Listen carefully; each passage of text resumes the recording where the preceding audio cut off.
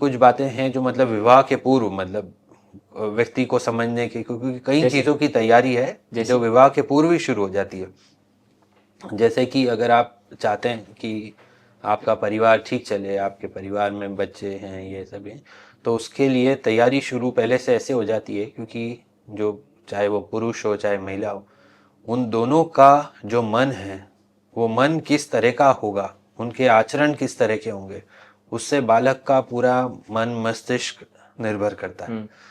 तो मतलब शारीरिक स्वास्थ्य की दृष्टि से तो है ही, मानसिक स्वास्थ्य की दृष्टि पे ही है। तो पहले लोगों को सिर्फ लगता था कि केवल महिला का जो माता है उसके 9 महीने जब बालक पेट में रहता है उसी समय उनके मन में कैसे विचार और वो सब आते हैं, सिर्फ उसी का प्रभाव पड़ता है। फिर आया कि पहले से भी पड़ता है, और अब तो ये रिसर्च में भी आ गया है कि पुरुष के उससे भी पड़ता है। अगर कोई व्यक्ति ज़्यादा तनाव वाला जीवन जीता है, कुंठा वाला जीवन जीता है, तो पहले से मतलब विवाह के पहले से भी अगर वो वैसा जीवन जीता है तो उस तरह का उसका प्रभाव उसके बालक के जीवन में भी पड़ेगा। तो ये तो अब साइंस इस दिशा में जा रहा है, लेकिन अगर अपने धर्मशास्त्र अध्यात्म की दृष्टि से देखें तो उसी प्रकार की वो जो आत्मा है, जो जीव है, वो पुरुष के शरीर में जो प्रवेश करेगी और फिर माता के गर्भ में जाएगी, तो किस प्रकार की आत्मा का वो आह्वान होगा, तो वो हमारे कर्मों से ही निर्भर करता है। दोनों तरफ का, या तो बहुत ज्यादा लिबरल पेरेंटिंग जो आजकल वोकिज्म वाला है ना, वो एक रास्ता है। दूसरा बिल्कुल स्ट्रिक्ट कि बच्चा चू भी ना कर सके। तो ये जो दोनों एक्सट्रीम है, ये सारा इसका अगर आप मूल में देखें तो ये आसक्ति है कि पॉसेसिवनेस जो आजकल है ना, ऑब्सेशन बच्चों के प्रति पेरेंट्स की भी पोजेशन हो जाता है। वो बच्चा कुछ अच्छा भी कर रहा है तो बिल्कुल उसकी जीवन बिल्कुल ऐसा परफेक्ट हम मशीन प्रोग्राम की तरह बनाएंगे। कुछ को होता है कि जो कर रहा है वो दोनों तरह के ऑब्सेशन है ये ओवर। तो ये मूल में है आसक्ति कि हम इसके माता पिता हैं। तो अपने शास्त्रों में अगर देखा जाए तो जब व्यक्ति अध्यात्म में जाएगा पेरेंटिंग के एंगल से, तब उसको पता रहेगा कि भाई ये जो बालक है ये एक जीव आत्मा है जी, जिसका हमारे माध्यम से मनुष्य रूप में, मनुष्य योनि में जन्म हुआ है। तो ये कोई हमारी क्रिएशन, हमारी ओरिजिनल प्रोडक्ट नहीं है हमारा। ये संयुक्त परिवार से जब ये न्यूक्लियर उसमें आए तो कि हम एक तरह से एक्सक्लूसिविज्म वाला कॉन्सेप्ट आता चला गया कि भाई पहले हम दो हमारे दो, वो चला। फिर उसका हम दो हमारा एक, अब एक भी नहीं और वो दो भी साथ में नहीं। तो ये जो एक्सक्लूसिविज्म वाला कॉन्सेप्ट है, तो उसने आया है तो वो तो आया ही, प्लस हमारे से ऊपर कोई है नहीं। तो जो माता पिता को लगने लगा कि ये जो पोजीशन है कि ये हमारा ही बच्चा है, जबकि वो पूरा गांव का हुआ करता था या संयुक्त परिवार में सबका हुआ करता था, तो अब वो तो छूट गया। तो वो एक तरह से और ज्यादा ओनरशिप और एंटिटी की, ये तो हमारी एंटिटी है हमारा, और वो बड़ा। और दूसरा ये अब देखिए कि अभी जब से हम दो हमारे दो सब, तो अब किसी एक बच्चे के लिए आप सारे रिश्ते नाते भी नहीं ला सकते। या तो बुआ होगी या काका होंगे, दोनों तो बहुत मुश्किल है कि किसी बच्चे के काका चाचा भी हो और बुआ भी हो।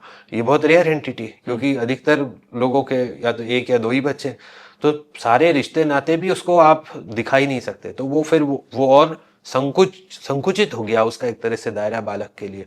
तो बालक, अब बच्चा तो छोटा है, उसके पास कोई ऑप्शन ही नहीं बचता, वो तो उन दो को ही सब कुछ समझता है। तो बच्चे का भी दिमाग में वो वृहद स्वरूप नहीं आ पाता। तो परिवार का तो उसमें हो रहा। दूसरा, जो हर व्यक्ति का परिवार में अलग अलग दायित्व होता है। अब जैसे एज अ पिता, कोई पिता है तो उनका अलग लेवल की उससे बालक की वो नर्चरिंग कर पाते, माता अलग तरह से कर पाती है, दादी अलग से तरीके से कर पाती है, दादा अलग तरह से कर पाते, काका काकी अलग तरह से कर पाते हैं। कोई उसके साथ खेलते हुए उसको बताता है, कोई उसके साथ स्ट्रिक्ट रह के करता है, कोई तो सुनाते हुए, कोई कथाएं सुनाता, कोई हमेशा प्रेम करेगा, कोई थोड़ा सा दूरी बनाकर। तो बालक का समग्र विकास हो पाता था। आजकल हम होलिस्टिक डेवलपमेंट की बात कर पाते हैं। तो वो हर व्यक्ति की अलग अलग पर्सनालिटी होती है, हर व्यक्ति का अलग अलग रोल होता है। कई बार देखते हैं कि जो पिता के रूप में बड़े लिबरल थे वो दादा के रूप में बड़े स्ट्रिक्ट हो जाते हैं, या पिता के रूप में बड़े स्ट्रिक्ट है तो पोते के साथ बड़े लिबरल रहते हैं। तो वो पूरा एक गैप चला गया। कोई पेरेंटिंग के बारे में बताता नहीं। पहले के समय तो क्या है, लोकगीत लोक कथाओं के माध्यम से संयुक्त परिवार थे, तो देखने में आता था कि हाँ ये एक तरीका है पेरेंटिंग करने का। अब वो लोगों के पास इनफॉर्मल चैनल भी है ही नहीं जहाँ से वो इस बारे में सीख सकें, बात कर सकें। हाँ, वेस्टर्न वे में तो शायद बहुत सारी वीडियोस और वो सब अपलोडेड होंगी, बट शास्त्रीय तौर पर नहीं है। हाँ अपने हाँ इन जनरल जो पेरेंटिंग के साइंसेस साइकोलॉजी के एंगल से बोले अपने, लेकिन अपने भारतीय संस्कृति के अनुरूप किस तरह से वो करें। कुछ ये जो अच्छे आचरण की जो गीता प्रेस की किताबें आती हैं उनमें इस तरह की बातें आती है कि गृहस्थ जीवन में कैसे रहें, माता पिता के क्या दायित्व हैं, क्या करें। पर अब वो समस्या ऐसी आ गई ना कि लोगों को उतनी हिंदी भी समझ में नहीं आती। तो अभी इसलिए इसको शुरू में हमने इंग्लिश में लिखा था कि कई ऐसे माता पिता हैं जिनका अपनी संस्कृति अपने परिवार से बहुत एक कनेक्ट ही छूट गया जी, तो वो एटलीस्ट पहली स्टेप ले सकें। इसलिए उसके कवर पेज में भी हमने ये लिखा था, step forward to the higher order purpose, real purpose of human life. हाँ, तो ताकि वो एक शुरू कर सके। कई हैं पेरेंट्स जो ये करना चाहते हैं पर उनको समझ में आता कहाँ से शुरू करें। तो अब कोई अचानक से वेद पढ़ना किसी के लिए संभव नहीं है, किसी के लिए अचानक से गीता शास्त्र रामायण पढ़ना संभव नहीं है। तो शुरुआत करने की बात है कि मतलब एक कुछ कदम तो आगे बढ़ाएं।